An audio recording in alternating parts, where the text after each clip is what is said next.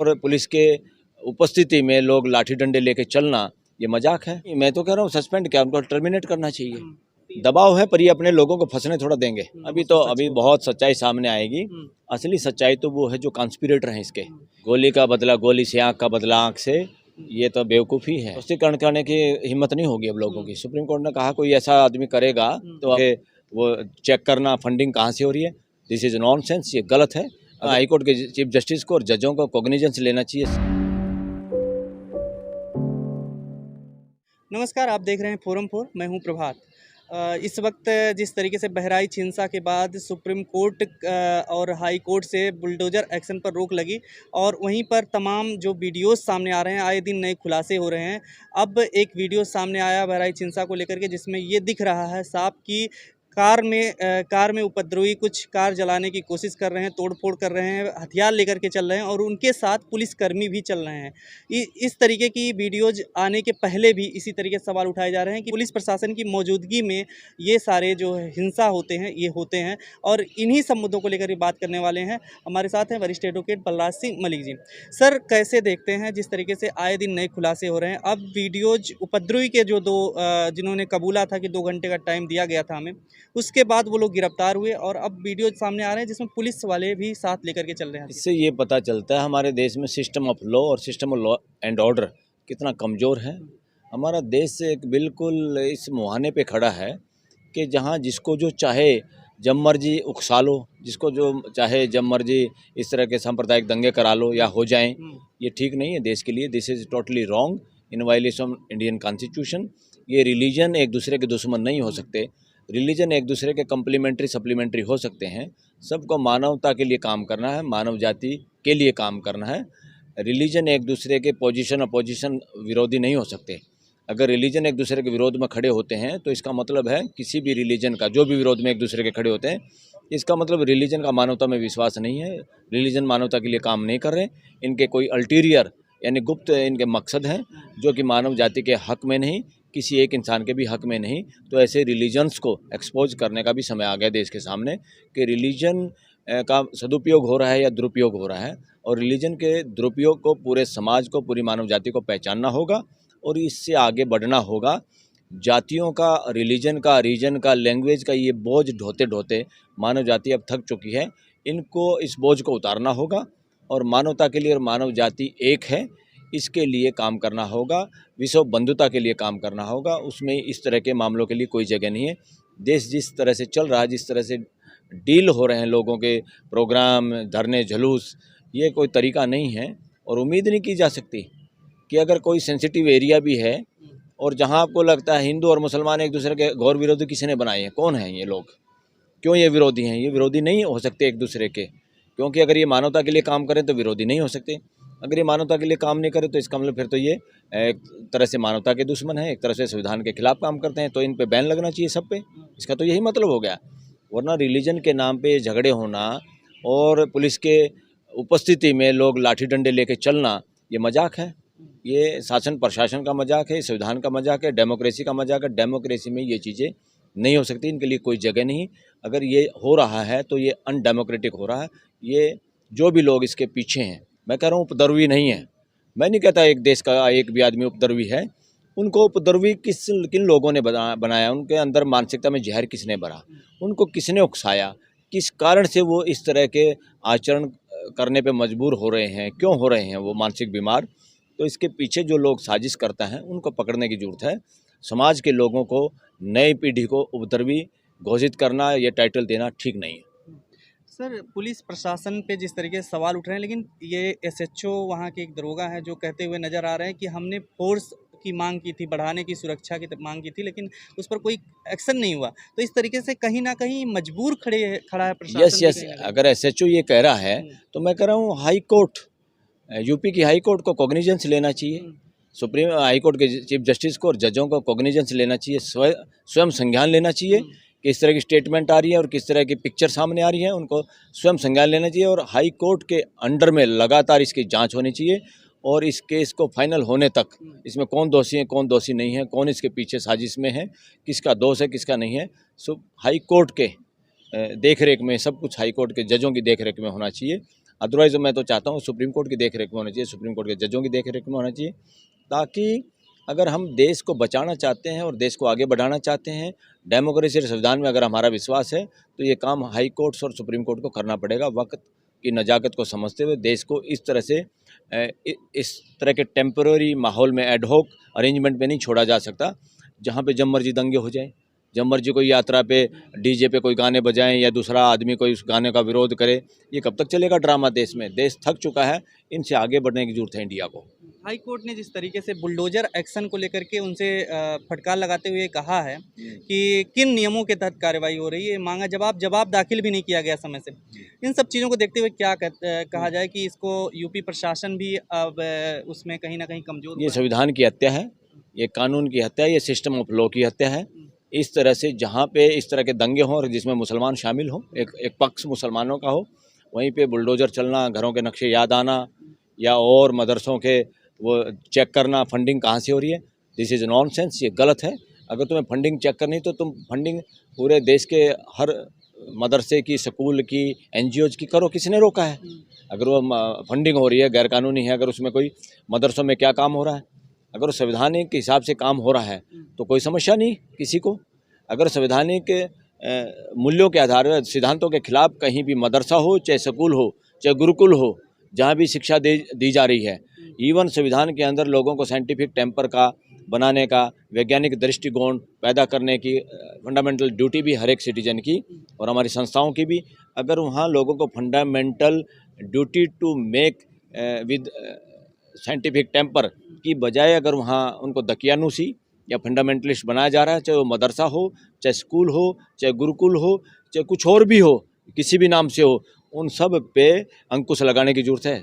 देश का संविधान इसकी इजाज़त नहीं दे सकता, ना देता।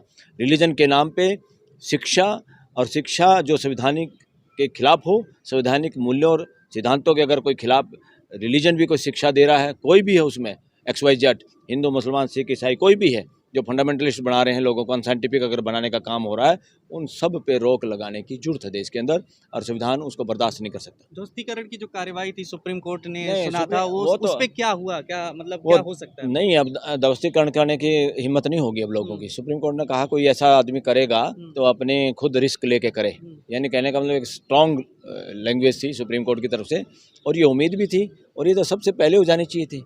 बहुत दिनों तक इस देश की हाई कोर्ट और सुप्रीम कोर्ट ने इंतजार किया, अब आके कम से कम देर आए दुरुस्त आए। इस तरह का एक लोगों के मानव अधिकारों की सुरक्षा करने के लिए रोकथाम इस पर लगाई है, तो ये बहुत अच्छा स्टेप है, और इस पर तो परमानेंट रोक लगाने की जरूरत है। लोगों को घर बनाने का काम है लोकतंत्र का, लोगों के सिर पे छत देने का है, लोगों को शिक्षा देने का है, लोगों में समानता, भाईचारा पैदा करने का काम डेमोक्रेसी का है। विद्वेष फैलाना, पंगे करना, दंगे करना, करवाना, ये संविधान के खिलाफ है। असली देशद्रोह या राष्ट्र विरोधी ऐसे ही मानसिकता के लोग हैं। जहाँ भी इस तरीके कोई चीज़ होती है, दंगे होते हैं, फसाद होते हैं, वहाँ पर कहीं ना कहीं जोड़ दिया जाता है विदेश से, विदेशी फंडिंग और हिंदू मुसलमान, मतलब अलग जिहादी कुछ अलग अलग तत्वों से, आतंकवाद से जोड़ दिया ये जाता है। बदनाम करने की कोशिश है, और मैं तो कह रहा हूँ बुद्धिजीवियों को और जो कॉन्स्टिट्यूशन में विश्वास रखने वाले और प्रो कॉन्स्टिट्यूशन जितने भी मुस्लिम समाज के शिक्षाविद हैं, विद्वान लोग हैं, उन सबको इस मामले पे खुल के सामने आना चाहिए। अब घर बैठने का समय नहीं है, उनको फोर फ्रंट पे आना चाहिए, हर बात का मुंह तोड़ जवाब देना चाहिए ऐसी फंडामेंटलिस्ट ताकतों का जो हिंदुओं के नाम पे हिंदुओं को भी गुमराह कर रही है और मुसलमानों के खिलाफ नफरत भर रही है। ऐसी कोई भी ताकत, या मुसलमानों के अंदर भी अगर ऐसी ताकत है जो हिंदुओं के खिलाफ नफरत भर रही है या उनके खिलाफ जहरीला बना रहे हैं मुस्लिम युवाओं को, ये सारी की सारी ताकतें खतरनाक मानसिकता के शिकार हैं। इन सब का इलाज होना चाहिए और सब पे अंकुश लगना चाहिए। संविधान इसकी और लोकतंत्र इसकी इजाज़त नहीं देता। योगी सरकार में सर जीरो दंगा और सख्त कानून, अपराध मुक्त, इन सब बातें होती है, लेकिन इन दिनों बहराइच का जब से दंगा हुआ उसके बाद से ही अगर देख लें तो तमाम आपराधिक कृत्य हुए हैं, तमाम डेली आए दिन अपराध सुनने में आ रहे हैं बहराइच उसके आसपास के ही ज़िलों में। कैसे देखते हैं कि मतलब ये अपराध मुक्त हो रहा है, होने की दिशा में है, या अपराध मुक्त कैसे हो? गोली का बदला गोली से, आँख का बदला आँख से, ये तो बेवकूफ़ी है, ये अपराध मुक्ति नहीं है, ये तो हैवानियत है। अपराध मुक्ति कब होती है? अपने पूरे समाज को, नई पीढ़ी को, सबको एजुकेशन के जरिए एक अच्छा इंसान बनाना, और जो भी अच्छे इंसान बनाने में रुकावट डाल रही हैं संस्थाएं, चाहे वो रिलीजन भी है, कोई भी रिलीजन है, उन सब पे पाबंदी लगाना, उनका ख्याल रखना, पूरा उन पे निगरानी रखना, ये काम हमारे कॉन्स्टिट्यूशन के तरफ से शैक्षिक जो हमारी संस्थाएं हैं उनकी जिम्मेवारी है, शिक्षा व्यवस्था की ये जिम्मेवारी है। और शिक्षा व्यवस्था से बाहर आके भी मान लो कोई परिवार की भी जिम्मेवारी है, समाज की भी जिम्मेवारी, सबकी जिम्मेवारी है। उसके बावजूद भी कोई आदमी अपराध करता है, अपराध कार्य में शामिल हो जाता है, तो फिर पुलिस का काम सिर्फ इतना है कि उस अपराध कार्य में रत या शामिल आदमी को कोर्ट के सामने पेश करना है, या उसने जो अपराध किया है उसका काम खुद न्याय करना नहीं कि एनकाउंटर में मार दो किसी को, या उसका काम नहीं है उसका और प्रशासन का कि जो शामिल है वो असली अपराधी है या नहीं, या उसको जानबूझ के झूठा फ्रेम किया गया, बदनाम करने के लिए क्या, वोट की राजनीति के लिए किया गया। उसके लिए सिर्फ और सिर्फ कोर्ट है, कोर्ट को देखना है।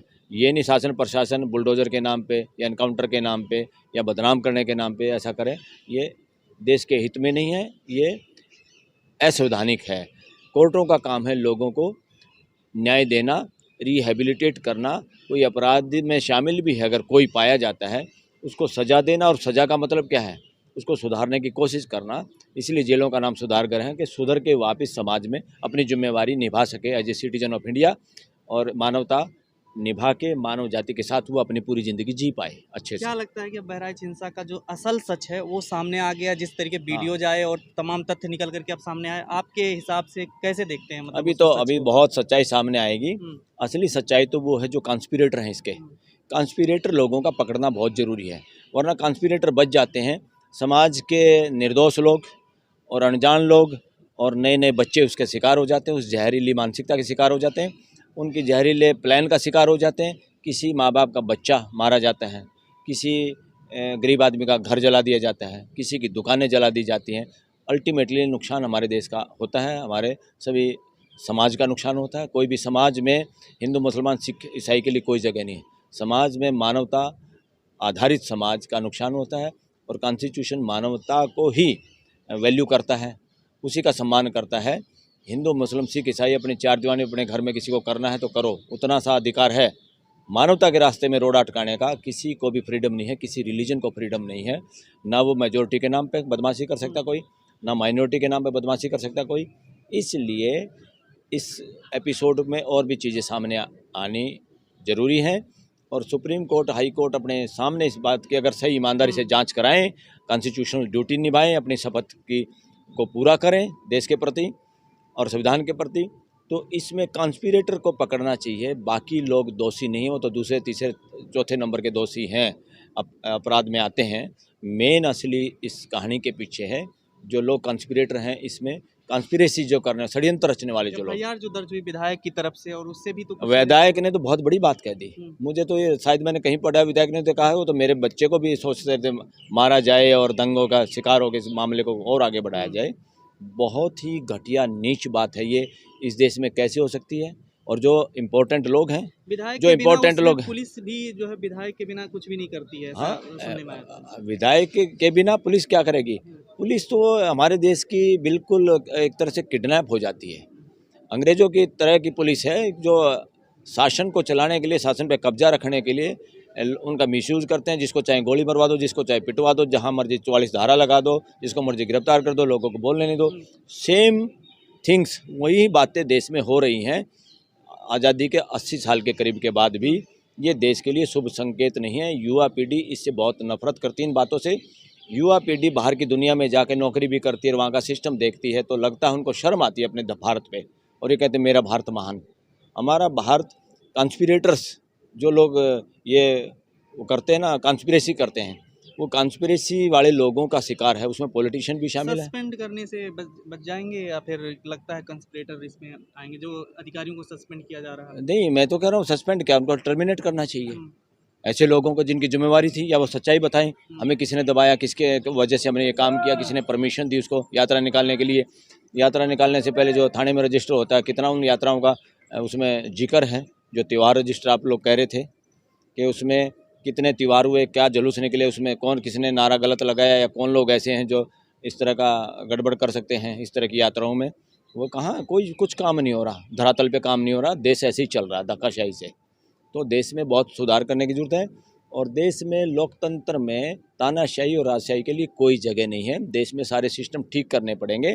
और इंडिविजुअल जो आदमी सोचते हैं ना सीएम ही करेगा जो कुछ करेगा, पीएम ही करेगा जो कुछ करेगा, ये नॉनसेंस बातों से बाहर आना पड़ेगा। देश की जनता को सिस्टम करेगा और सिस्टम में सब लोगों की भागीदारी सुनिश्चित होना करना देश की जिम्मेवारी, संविधान की जिम्मेवारी है। विपक्ष के नेता जो सपा नेता हैं वो जाना चाह रही थी, जो मुनव्वर राणा की बेटी हैं, हाँ, या तो इनको रोक दिया जाता है, नहीं, मतलब गलत ऐसे है, जगह पे क्या गलत लगता है, है कि गलत है। क्यों रोक दिया? वो इलेक्टेड लोग हैं, उनको भी नहीं जाने दोगे तो कौन जाएगा? तुम्हारे से रुकता नहीं। पुलिस से इस तरह की घटनाएं पुलिस के आंखों के सामने होती हैं। और नेता जो लोग इस वक्त व्यवस्था संभालने की जिम्मेवारी जिनकी है, उनके कहने से कुछ होता नहीं। वो गलत परमिशन दिलवाते हैं और जिसको परमिशन चाहिए उसकी परमिशन रुकवाते हैं। तो अपोजिशन कुछ नहीं है देश में। पोजीशन ये सब लोगों का भ्रम है। ये बाहर की दुनिया से इन्होंने ये शब्द लिए हैं। इंडियन कॉन्स्टिट्यूशन में कोई अपोजिशन नहीं है, सब पोजीशन है। अब दबाव हर एमएलए एमपी इस देश के प्रतिनिधि हैं, उनको रोकना नहीं चाहिए, उनको जाने देना चाहिए था, बल्कि उनका सहयोग लेना चाहिए भाईचारा बढ़ाने में। क्या लगता है अब इतनी सारी चीज़ों तथ्यों के बाद अब सरकार पर भी कहीं ना कहीं दबाव है, निष्पक्ष न्याय की तरफ कर सकती है? दबाव है पर ये अपने लोगों को फंसने थोड़ा देंगे। दबाव है, अपने लोगों को फंसने नहीं देंगे, क्योंकि कॉन्स्पिरेटर जो हैं, कॉन्स्पिरेसी के पीछे बहुत हाई लेवल पे लोग बैठे होते हैं जो स्टोरी को लिखते हैं और उसको अंजाम देते हैं, उसको डायरेक्शन देते हैं। इस देश में बहुत कुछ गलत चल रहा है, बहुत चीज़ों को बदलना होगा। उत्तराखंड में भी देखें तो मस्जिद का मामला चल रहा है, हिमाचल में भी इसी तरीके से चल रहा है, हर जगह मस्जिद और मंदिर यही सब मुद्दा। नहीं, ये मंदिरों को मस्जिद से खतरा क्यों है? मेरी तो ये समझ में नहीं आई। अवैध निर्माण बताते हैं मस्जिद नहीं, को। मंदिर वैध निर्माण है। दिल्ली में दुनिया भर के सड़कों पे, फुटपाथ पे कब्जा कर करके मंदिर बने हुए हैं, लोगों के राइट को, फंडामेंटल राइट टू वॉक को डिस्टर्ब कर रहे हैं। क्या कोई भी धार्मिक रिलीजन, धार्मिक नहीं कहेंगे इनको, जो भी धंधा ये रिलीजन के नाम पे चल रहा है सड़कों पे, फुटपाथ पे, वो सब क्लीन करना चाहिए। उसमें कुछ देखना ही नहीं चाहिए। कोई चश्मा लगाने की जरूरत नहीं फिर उसको। हिंदू मुस्लिम सिख ईसाई किसका क्या स्थान है? आस्था का भी अगर किसी की आस्था है तो उसको और कई जगह दे दो, सड़कों पे नहीं। बहुत बहुत धन्यवाद। जी। खबरों में बने रहने के लिए फोरम 4 को सब्सक्राइब करें और नोटिफिकेशन पाने के लिए बेल आइकन दबाएं।